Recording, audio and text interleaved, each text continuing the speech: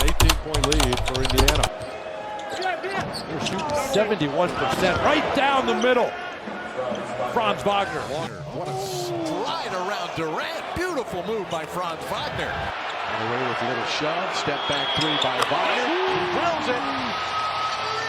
Franz doing a nice job working those feet. Good balance there. Caldwell Pope, and then just gather and go up strong.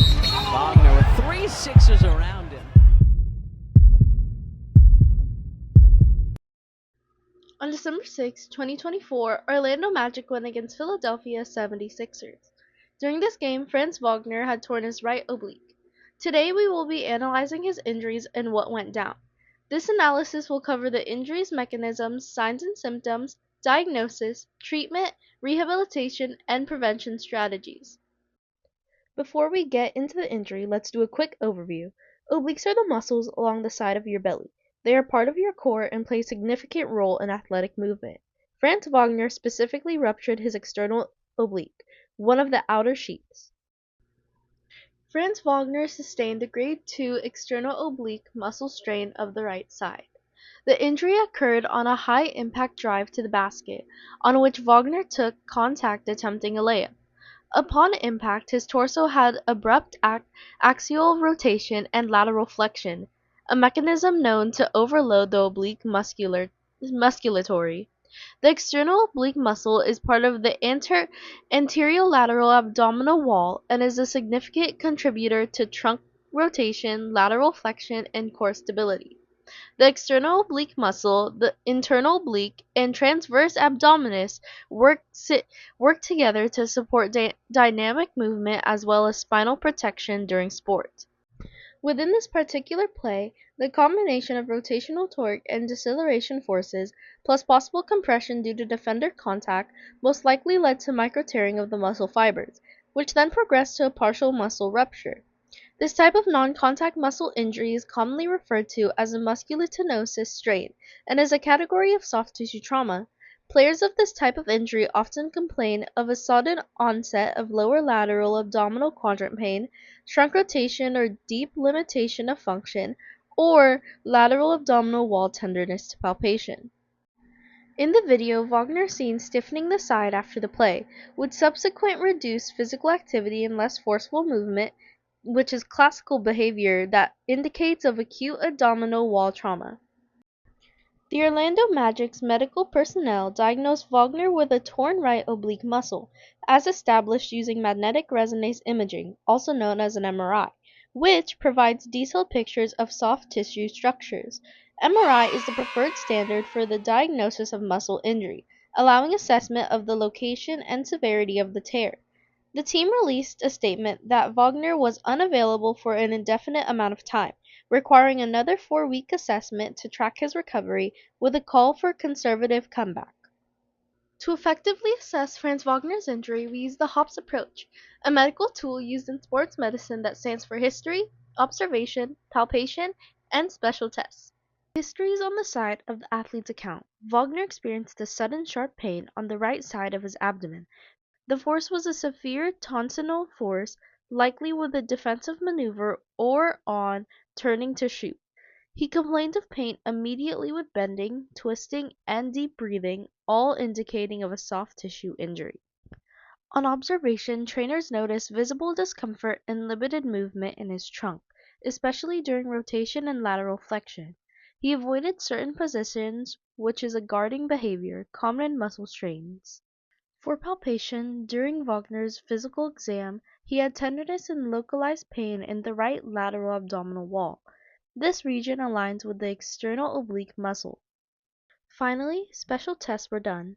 Pain was found on resisted trunk rotation and side bending, as would be expected in grade 2 strain of the external oblique.